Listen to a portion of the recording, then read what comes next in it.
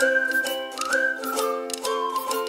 guys, happy new year and welcome to my channel again. I'm really happy to see you and thank you so much for watching. This video I'll decided to record with Christine. She's a YouTube blogger from Ottawa, so I hope you will enjoy this interview because we will talk about Halifax, about Ottawa, the comparison of those two cities, so I hope you will like it. So let's get started. Thank you, Anna.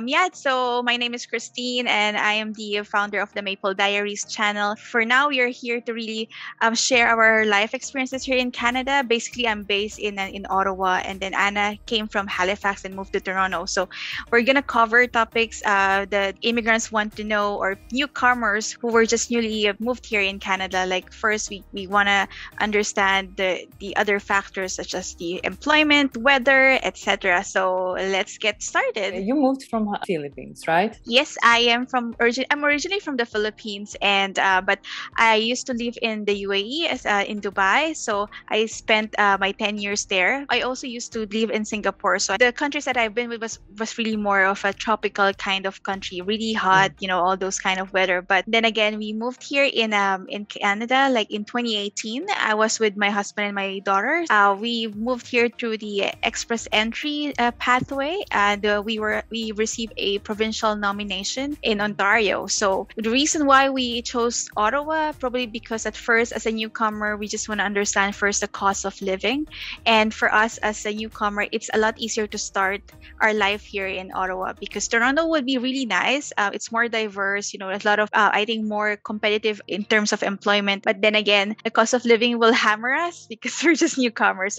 So far, so good. We've been here in Ottawa for like 3 years now. And I think with you, Anna, you're from Halifax, right? Yeah, like I'm originally from Ukraine, and I also moved to Canada like more than 3 years ago. We moved to Halifax through also provincial program. It was also, I think, the really good start as an immigrant to start with the smaller city, because after that we decided to move to Toronto to have more challenges and more possibilities. So I think Halifax is pretty small city, and this is a perfect start, I think, for immigrants. Yeah, but what I ask you about Philippines, because I think the weather in Canada, this is something that a lot of people are afraid of, and they always asking, what about the weather? Because I remember when we also moved to Canada, this was number one fear, like that the weather will be really cold. So what about Ottawa? How do you think, it's really cold or not so cold? It's really cold. Yeah, I think it's from my understanding here in Canada, there are only two heaven in terms of weather. It would be Vancouver and Toronto, right? Ottawa, it's cold. Yeah, it gets frosty here, but then again, it comes with, I think every year it changes. I don't know, maybe because of the global warming, but I would say from my experience in 2018, it was really traumatizing. So as a Filipino, it was a tropical country, from scorching hot, those humid, but then again, when we moved here, it's insane. I think the lesson learned is that as a newcomer, you just learn how to really understand the art of layering, bundle up, all these things, and then you're gonna get used with it. Winter is not my favorite weather here. The nice thing about Ottawa, they have plenty of outdoor activities that they offer to people here. We have lots of festivals like the Winterludes. We even have the longest skating canal, which is the Rideau Canal. It's like a matter of, the way you dress up. I understand the weather in Toronto, which is really nice. Yeah, it's really better, because I'm living here in Toronto like more than 1 year already, and I found that it's warmer than in Halifax. I think the biggest problem of Halifax was the snowstorms, especially in winter, because if you have a snowstorm, and you will have a snowstorm probably a few times a month, nobody is working. Everything stops. There is no cars, no bus, nothing in the street, and you can lose your electricity, like your power. You can lose your internet. This is that I really found that it's not good for Canadian city to have no power for a couple of hours. There could be also some storms in the summer that we had like 2 years ago. We were without power around 3 days. That's so insane. No food, no heat, no warm water, nothing, like for 3 days. I have no idea about that. So it's much worse in Halifax than in Ottawa. Snow, it's very rare, I could say. Last time we had -19, feels like -27. So, but but still the road is clear. People still go to work. People are still driving. People who want to go to Halifax, they need to prepare, like to have some snowstorms and to have a really cold winters, because also of the ocean breeze, they could have a very strong winds. So this is something that I really hated in Halifax, those strong winds that you can't have an umbrella. I had like maybe 4 or 5 umbrella in Halifax and all are broken because of the wind is just broken all umbrellas. So there is a specific type of umbrella for those type of winds because it's not helping. To commute with this rainy days or stormy days, it was a disaster. Yeah. So that's why I didn't like in Halifax. This is the transportation system. Yeah, because if you don't have a car, you can't go to the beach. You can't go to the seaside because there is no bus. If you are commuting around the city, you live in the downtown, you don't need to have a car at all. Okay. But if you want to go to IKEA, for example, or some bigger stores, they are always like outside the city. That's why you need to take 2 buses, and it will take you like 1.5 hour one side and 1.5 hour other side. It's really time consuming if we're talking about taking the bus. We do have the transportation system. We do have the buses. When we came here, we just got a second-hand car, a very cheap one. So just for us to survive, because we're living in the suburbs, like 30-minute drive to downtown. But we don't usually go to downtown because some people, they work in downtown. I think the only miserable part is that waiting for the bus to arrive during winter, that is really insane. And sometimes you cannot avoid that some buses, they're quite late. So sometimes you think it's gonna be here soon in 5 minutes, but sometimes you have to wait for like 15-20 minutes. So that's gonna kill you if you have really a bad weather. Toronto would always have a better kind of transportation system. In Ottawa, they're still developing it.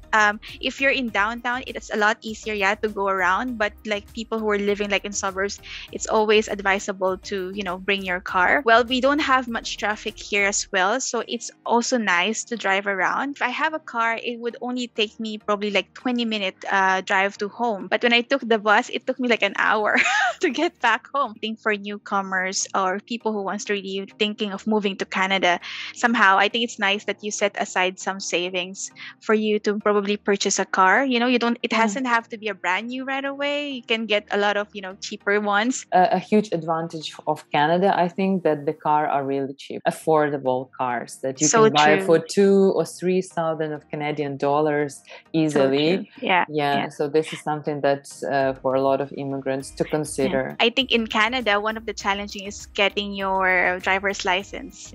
I think they have a strict, because stricter rules. Exactly. For newcomers, you also have to think about that. It's nice if you have a car, it's better to drive. If we're talking about renting apartment, how much, for example, in Ottawa, I can rent apartment, like 2-bedroom or 1-bedroom? How much it costs? In 2018, so it was like we got a townhouse, like 3-bedroom townhouse, and we got it for like 1,650 per month. I heard this time due to the inflation thing, like it got higher. That's why people who used to rent end up purchasing their house. So back in the days, it was like 400 something. You can get something like that here. But now because of the pandemic, you can just find a house worth 600,000, something like that. Same in Halifax now. Our prices on rent and on housing are getting up extremely fast. For example, when I started my rent history, I had a 2-bedroom apartment in downtown for $1,000.50, but the building was really old. Now this apartment cost like around 1,003 or 400. If we are talking about renting other apartments, now it's easily could be around 2,000 or 1,600 or 1,800, something like that.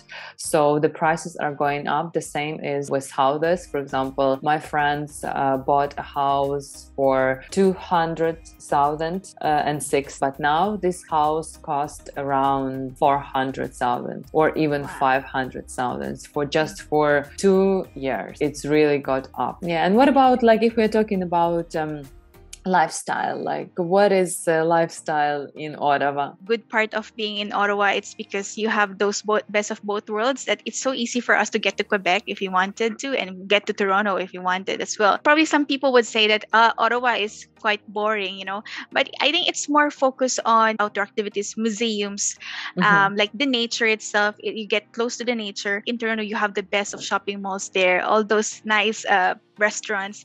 But here it's like we do have, but it's not you cannot say it's really the best ones. I still fancy the ones in Toronto, but sometimes you will also think that somehow you save money because you don't really go to those like those spots. If you wanted something lively or something's going on during nighttime, I think it's gonna be always Toronto, but Ottawa would always be the quiet one, a bit simple. I think it's good also for young families as well. They have kids, they can start from here. Plenty of things to do with your family. So if we're talking about Halifax, I think Halifax, it's all about nature and about trails, about ocean, about hiking. This is not about like some festivals, museum or something like that, because it just have a few museums, very small, and that's it. But if you like really nature, if you want to focus on family, so you need definitely go to Halifax, because it's more about like having a dog, a house,